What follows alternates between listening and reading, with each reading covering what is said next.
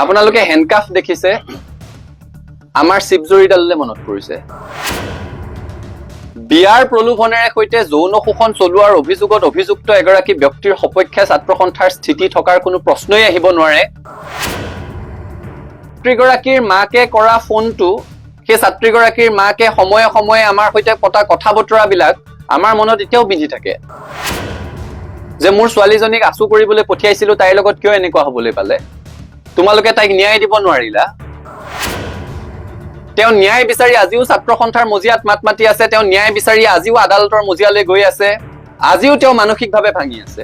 গতিকে যেতিয়া হেণ্ডকাফৰ কথা কয়, আমাৰ সেই শিৱজৰীডাললৈ মনত পৰে। আৰু কেৱল প্ৰেমৰ সম্পৰ্ক নহয়, বিয়াৰ প্ৰলোভনেৰে সৈতে যৌন শোষণৰ অভিযোগত অভিযুক্ত।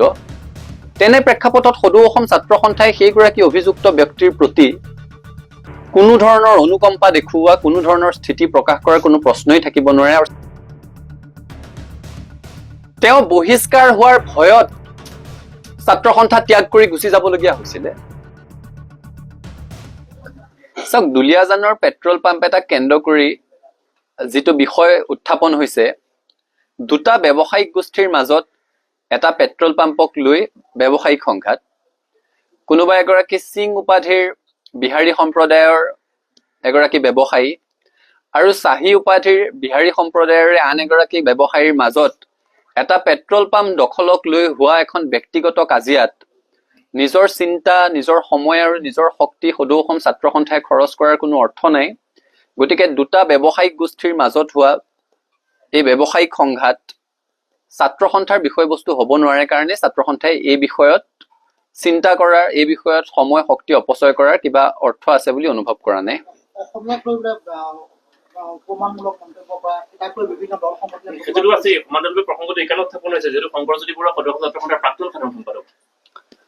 যিগৰাকী ব্যক্তিৰ কথা আপোনালোকে উল্লেখ কৰিছে, তেখেত সদৌ অসম ছাত্ৰ সন্থাৰে এগৰাকী সদস্যাক বিয়াৰ প্ৰলোভনেৰে যৌন শোষণ চলোৱাৰ অভিযোগত অভিযুক্ত হৈ ছাত্ৰ সন্থাৰ মজিয়াৰ পৰা বহিষ্কাৰ হোৱাৰ ভয়ত ছাত্ৰ সন্থাই এৰি যাব লগা হৈছিলে। গতিকে ছাত্ৰ সন্থাৰ এগৰাকী সদস্যাক যৌন শোষণ চলোৱাৰ অভিযোগত যিগৰাকী ব্যক্তি অভিযুক্ত, ছাত্ৰ সন্থাৰ সেই সদস্যগৰাকী এতিয়াও সংগঠনটোত আছে, তেওঁ এতিয়াও আদালতৰ দুৱাৰ টুকুৰিয়াই আছে, আদালতত আইনী যুঁজ চলি আছে। এতিয়াও সদৌ অসম ছাত্ৰ সন্থাই সেই ঘটনাৰ সন্দৰ্ভতে গঠন কৰি দিয়া 10জনীয়া তদন্ত সমিতিয়ে প্ৰথম প্ৰতিবেদন দাখিল কৰিছে, দ্বিতীয়খন প্ৰতিবেদন দিবলৈ এতিয়াও বাকী আছে, য'ত সেই ব্যক্তিগৰাকীৰ সন্দৰ্ভত কেতবোৰ গুৰুতৰ অভিযোগ উত্থাপন কৰা হৈছে।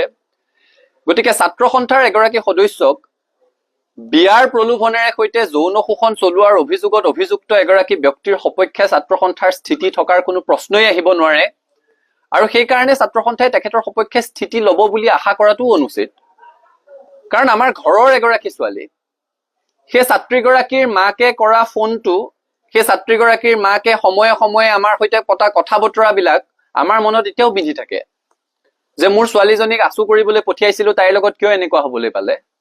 তোমালোকে তাইক ন্যায় দিব নোৱাৰিলা। সেই ছাত্ৰীগৰাকীয়ে আজিও ছাত্ৰ সন্থা কৰি আছে। দেখিছো বহুতে ছাত্ৰ সন্থাৰ এই সন্দৰ্ভত এটা স্থিতি আশা কৰিছিলে, কিন্তু নিজৰ ঘৰৰ এগৰাকী সদস্যাক যৌন শোষণৰ অভিযোগত অভিযুক্ত এগৰাকী ব্যক্তিৰ সপক্ষে ছাত্ৰ সন্থাই স্থিতি লোৱাৰ কোনো প্ৰশ্নই আহিব নোৱাৰে। এই সন্দৰ্ভত বহুজনে আমাক সমালোচনা কৰাও পৰিলক্ষিত হৈছে, সামাজিক মাধ্যমত বিভিন্ন ধৰণৰ কথা বতৰা আলোচনা হৈছে। সকলোৱে নিজে এবাৰ সেই কথাটো উপলব্ধি কৰিলেই হ'ল, নিজৰ ঘৰৰ এগৰাকী যুৱতী, নিজৰ পৰিয়ালৰ এগৰাকী সদস্যা, আৰু কেৱল প্ৰেমৰ সম্পৰ্ক নহয়, বিয়াৰ প্ৰলোভনেৰে সৈতে যৌন শোষণৰ অভিযোগত অভিযুক্ত। তেনে প্ৰেক্ষাপটত সদৌ অসম ছাত্ৰ সন্থাই সেইগৰাকী অভিযুক্ত ব্যক্তিৰ প্ৰতি কোনো ধৰণৰ অনুকম্পা দেখুওৱা, কোনো ধৰণৰ স্থিতি প্ৰকাশ কৰাৰ কোনো প্ৰশ্নই থাকিব নোৱাৰে। আৰু ছাত্ৰ সন্থাৰ পৰা সেইটো আশা নকৰিবলৈহে সকলোকে অনুৰোধ জনাইছো।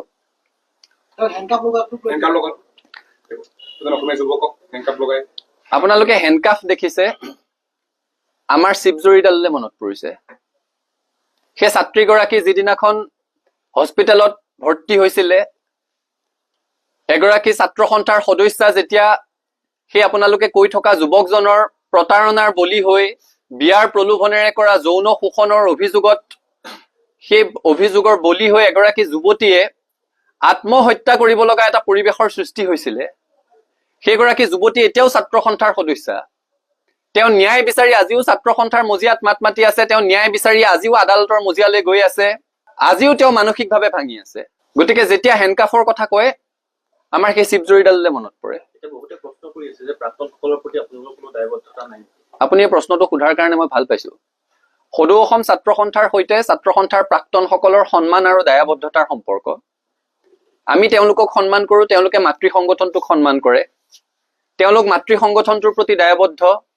আমিও অৰাজনৈতিকভাৱে মৰ্যাদা সহকাৰে জীৱন নিৰ্বাহ কৰি থকা প্ৰতিগৰাকী ছাত্ৰ সন্থাৰ প্ৰাক্তনৰ প্ৰতি আমাৰ সন্মান আছে, আমি তেওঁলোকৰ প্ৰতি দায়বদ্ধ। কিন্তু ছাত্ৰ সন্থাৰ মজিয়াত অতীজৰে পৰা এটা পৰম্পৰা চলি আছে যে ছাত্ৰ সন্থাৰ পৰা যদি কোনোবাই ছাত্ৰ সন্থাৰ অহিত কাম কৰি বহিষ্কৃত হয়, তেওঁলোকে ছাত্ৰ সন্থাৰ প্ৰাক্তন হিচাপে সেই মৰ্যাদাটো নাপায়।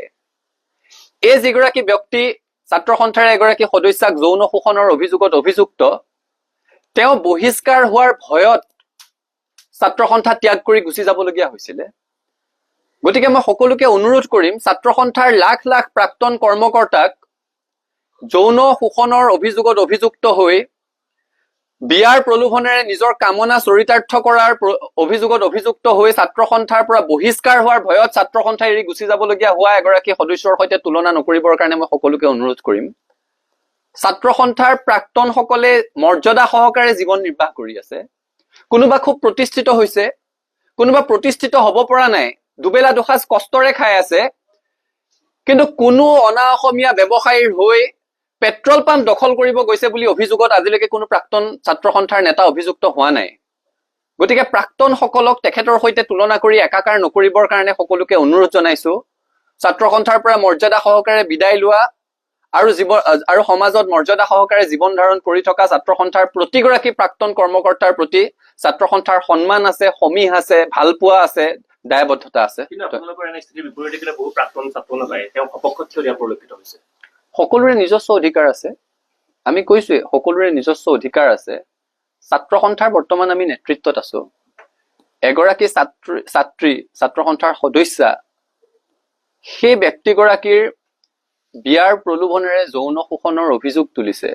সেই অভিযোগৰ ভিত্তিত সেইগৰাকী ব্যক্তিয়ে ছাত্ৰ সন্থাৰ পৰা এক প্ৰকাৰ পলাই যাব লগা পৰিৱেশৰ সৃষ্টি হৈছিলে বহিষ্কাৰ হোৱাৰ ভয়ত।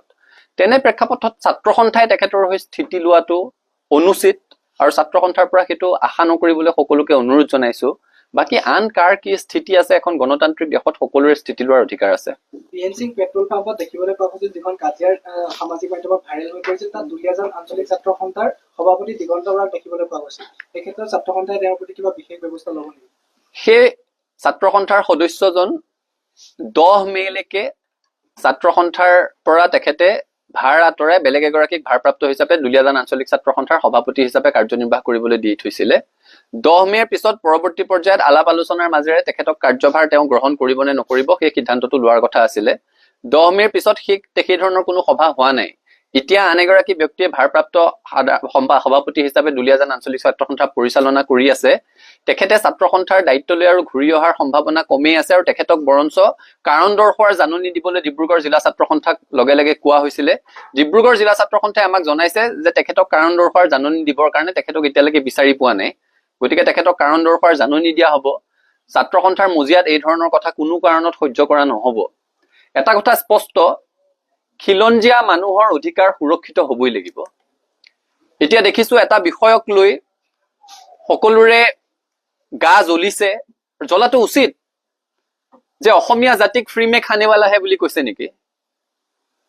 কাৰণ বিহাৰী সম্প্ৰদায়ৰ এগৰাকী ব্যক্তি যাৰ বিহাৰত বংশোদ্ভৱ, যিখন বিহাৰ স্বাধীনতাৰ 8টা দশক প্ৰায় সম্পূৰ্ণ হোৱাৰ সময়তো দেশৰ আটাইতকৈ অৰ্থনৈতিকভাৱে পিছপৰা ৰাজ্য, যিখন বিহাৰৰ প্ৰথম আৰু প্ৰধান সমস্যাটোৱে হৈছে পলায়ন। তেওঁলোকে তাত কাম কাজ নাই কাৰণে বেলেগ ৰাজ্যলৈ পলায়ন কৰে, শ্ৰম কৰিবলৈ যায়। গতিকে তেনেকুৱা এখন ৰাজ্যৰ বংশোদ্ভৱ এগৰাকী ব্যক্তিয়ে অসমৰ মানুহে ফ্ৰী মে খানেৱালাহে বুলি কোৱা কথাটো কোনো কাৰণত গ্ৰহণযোগ্য নহয়।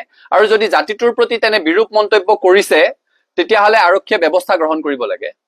আৰক্ষীয়ে তেওঁক সোধপোছ কৰিবলৈ লৈ গৈছিলে, আটক কৰিছিলে, এৰি দিছে এতিয়া। আৰক্ষীয়েও স্থিতি স্পষ্ট কৰা উচিত আচলতে সেই যুৱতীগৰাকীয়ে কি ক'লে তাত। অসমীয়া জাতিক লৈ যদি এই অপমান কৰিছে, কোনো জাতীয় সংগঠনক লৈ যদি এই অপমান কৰিছে, তেতিয়াহ'লে তাৰ বিহিত ব্যৱস্থা গ্ৰহণ কৰিব লাগিব। কিন্তু যদি তেওঁলোকৰ পেট্ৰল পাম্পটো দখল কৰিব যোৱা বুলি যিটো অভিযোগ উত্থাপন কৰিছে, সেই পেট্ৰল পাম্প দখল কৰিবলৈ যোৱা সেই তেওঁলোকৰ প্ৰতিদ্বন্দ্বী ব্যৱসায়িক গোষ্ঠীটো বা সেই ব্যৱসায়িক গোষ্ঠীটোৰ হৈ যোৱা কোনোবা ব্যক্তিক কৈছিলে তেওঁলোকে কিন্তু জাতিটোক প্ৰতিনিধিত্ব নকৰে, তেওঁলোকে কোনো জাতীয় সংগঠনকো প্ৰতিনিধিত্ব কৰিব নোৱাৰে। গতিকে কাৰ কথা কৈছে এইটো স্পষ্ট হ'ব লাগে, আৰু যদি জাতিটোক লৈ কৈছে কোনো কাৰণত গ্ৰহণযোগ্য নহয়, চৰকাৰে বিহিত ব্যৱস্থা গ্ৰহণ কৰিবৰ কাৰণে আমি দাবী জনাইছো।